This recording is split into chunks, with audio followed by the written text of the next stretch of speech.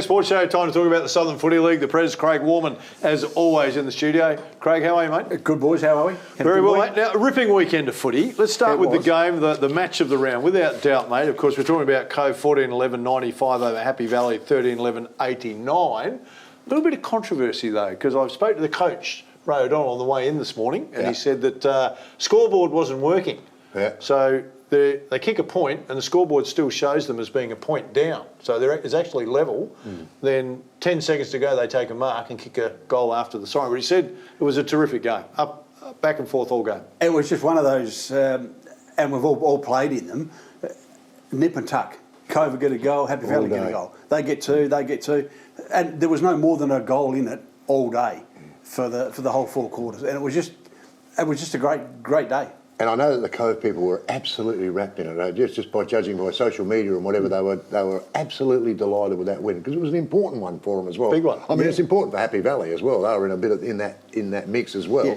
But what they were saying was that it was the fight all day. It was just a fight all day, and you love that watching a game of footy like that. As I say, it was just one of those games, and it was a really good game to actually call on radio. So, you guys were there, yeah? Yeah, we called it on the radio, and of course, being Ladies' Day there as well, so you can imagine the pandemonium that let loose after the final siren. Yeah, we love those ones, mate. Hey, Port Noarlunga, 2 good 40-point winners over Morphett Vale. Is there? I mean, I know Beamers is out, and he's the everything kind of goes around him. He's the gun for Morphies, but it looks like maybe it's a little bit more than that. They're just not playing good footy at the minute. No, they're not, and they're normally always very hard to beat at Wheat Shift Road. And I was talking to Jason Davison, the president of Port Noarlunga, yesterday, and he was saying he played against Morphett Vale for 20 years, and he reckons he probably only won 3 times there. Yeah. So their record, the Cockle Divers, is not a good record at Emu Park, but they had a really good win. Well, it's a very impressive win. It is. What you're saying, you win by 40 points away like that. That's pretty impressive from Port Noarlunga. Of course, they got the coach is talking himself up. Wouldn't he? Of course. Yeah. Hey, Jarman. That's a surprise. Not a surprise. The magic wand. Yeah, he's just waved the wand, mate. Brunella, a big win over Christie's Beach, just too good for Christie's. Yeah, but Christie's, to their credit, certainly fought the game out, but they're going to be a bit like Port Noarlunga over the last couple of years, and Cove. They've got a very, very young side. It's just going to take them time to build those premiership players that were in the under-17s. They just don't have enough experienced players to go with them at the moment. And Flaggies. Yeah, but Anonymous, mate. They're looking anonymous. They are, but credit where credit's due.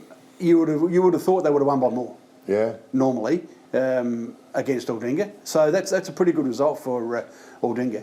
65 points. Yeah. Well, hey, going back 3 or 4 years ago, they were getting done by 40 goals back. Yeah, well, that's true. Yeah, that's a fair point. But Stoney's doing and they're in good nick too, Flags. Yeah, but Stoney's doing a great job down there with the young lads that he's got. Hey, mate, let's talk about the games coming up in round 6. This one's has got something to it. You know, you hate it as a coach when you play against a team that's got a milestone game coming to it. And, of course, Jason Farrer's playing his 300th game for Ranella up against Happy Valley, and it's at Ranella. So, I mean, it couldn't get much worse for Happy Valley. Not that doesn't mean that they can't win it, but there's a little bit extra other than just the win for Ranella. True. And Jason's been a stalwart of the Ranella Footy Club for a long, long time. Played 300 games. You're talking 15 seasons at the top level. Great player, Jason, and we have a bit of a banter with him.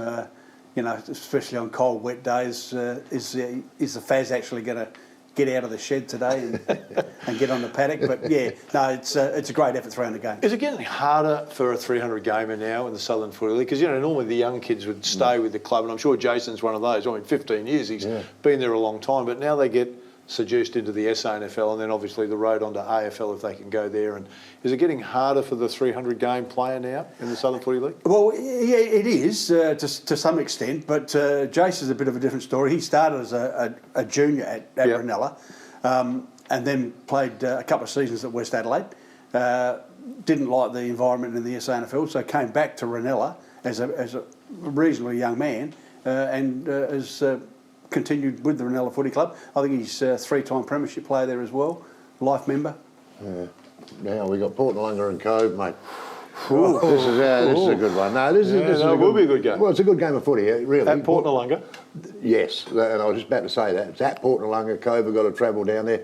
But they'll travel down there with a little bit of confidence, I would think, after that. Because a win like that they had against Happy Valley, that does lift you a little bit. Oh, yeah, very much so. And this will probably be one of the games of the round. Their record at Cockle Diver is not all that flash, Cove, but I just got a sneaky feeling. We saw them last week, and we saw them play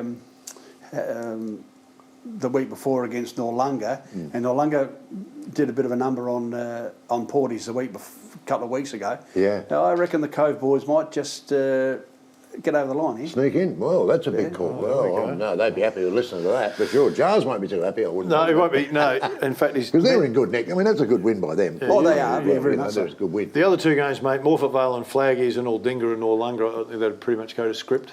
Well, yeah, but our broadcast game will be the Flaggies Morfett Vale game at Tribe FM.